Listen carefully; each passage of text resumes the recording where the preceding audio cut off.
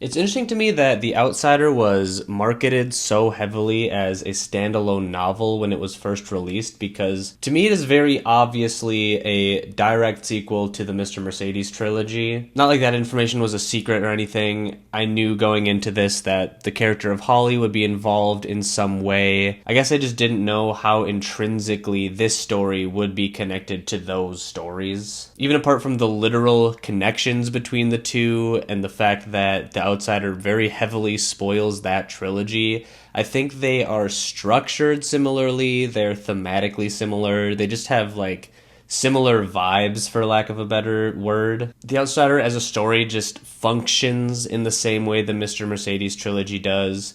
Once again, it's a very, in my opinion, uncharacteristically plot-driven story. There are some likable characters, there's some interesting ambiance, but I do feel once again that the story lacks a lot of the detailed attention to the interiority of the characters that makes up a lot of the stories in the rest of King's body of work, and which I also personally think is his number one attribute as a writer. With all that being said, I am willing to ignore some of these misgivings if the plot we're leading on is sturdy enough, and I think in The Outsider it is. In fact, the hook to this book is fantastic, and the first 50% of the novel or so is an extremely fast-paced crime thriller that's really hard to put down. The story opens up with Terry Maitland, an extremely well-known and well-respected member of the Flint City, Oklahoma community. He's the town's Little League coach, he's an English teacher in the high school, he's just a generally well-respected, nice family man. Everybody in the area knows him.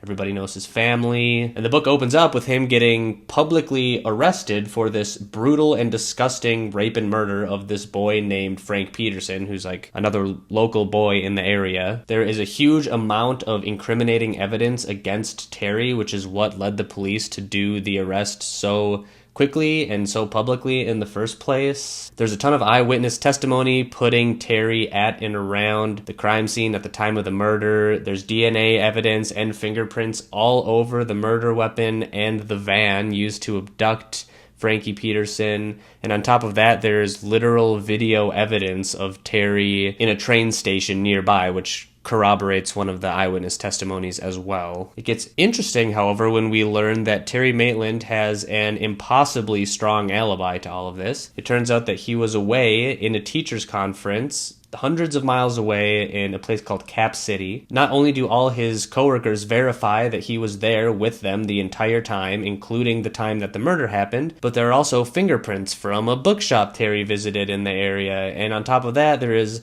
very explicitly clear video evidence of Terry standing up and asking a question during the lecture that happened at the literal exact same time that the murder was taking place. This is the crux of the story for the first half or so of the book, and like I said, it is extremely entertaining. There's so much tension and drama between the police and Terry's lawyer as they're trying to piece this whole situation together, trying to square this impossible circle of Terry Maitland very clearly being in two separate places at once. Now, given the title of this book is The Outsider, I figured pretty much right away that there was some other element at play here, but it was cool to just exist in that whirlwind of confusion and paradox and guessing how King was going to dig himself out of this mess, basically. Now, the way he chooses to do so is, in my opinion, where this book suffers a little bit. Again, major spoilers ahead, but basically about a third to halfway through the book, he decides to kill off Terry Maitland in this admittedly very tense and action-packed courthouse shooting sequence. But once Terry is dead, the story kind of transitions into this spooky monster mayhem book that's not terrible, but definitely fails to match the fervor of the first half. Basically, you got Ralph Anderson, who's more or less the protagonist of this book. He's the cop that arrests Terry in the beginning.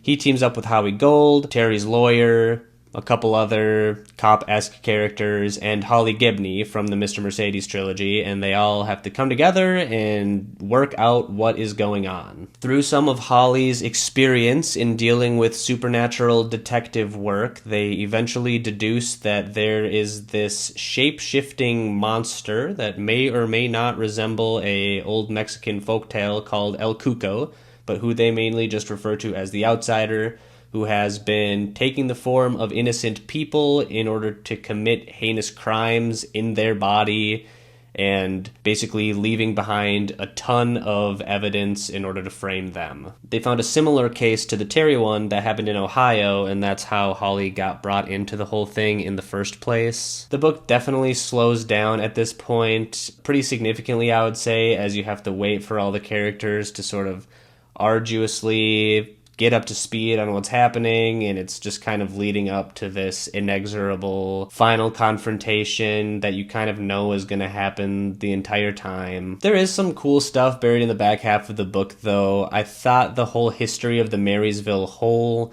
was cool and interesting and dark. It kind of reminded me of some of the more historical segments from It. Also, the sequence at the end where Ralph and Holly are exploring the caves was genuinely pretty terrifying. Also, the whole Jack Hoskins arc of a normal guy who is corrupted and used as a tool by some major force of evil is just a classic Stephen King trope that's always fun to see pop up here and there. Certainly, it's better than the complete nonsense that was End of Watch. Again, I don't think this book is terrible or anything, but the last half was pretty predictable. The ending sort of felt like a foregone conclusion. I felt like I knew what was going to happen the whole time, and I was basically just right. I also want to touch on the inclusion of Holly as a character in this book because I think it was a somewhat interesting decision, maybe even a little bit of a confusing decision for me. Again, there are numerous references to the Mr. Mercedes books in this book, but beyond that, I don't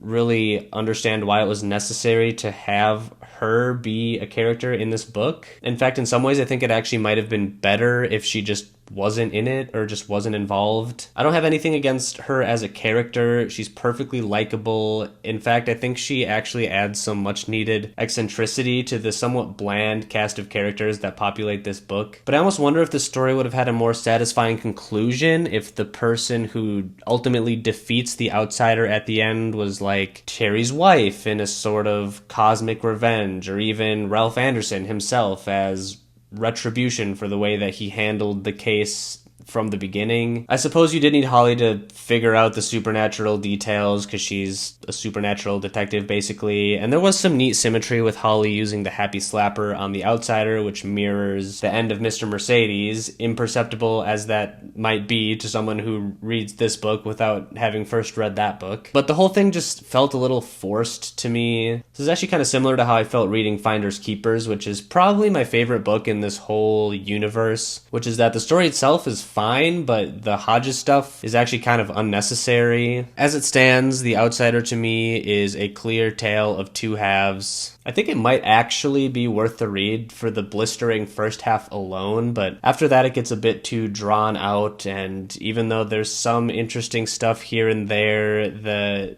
back half of this thing was just kind of a slog for me to get through. If you like King's, crime era, though, I think you'll probably enjoy this book. I would definitely recommend reading the Mr. Mercedes trilogy first, though. I'm going to give this book 6 fingerprints out of 10.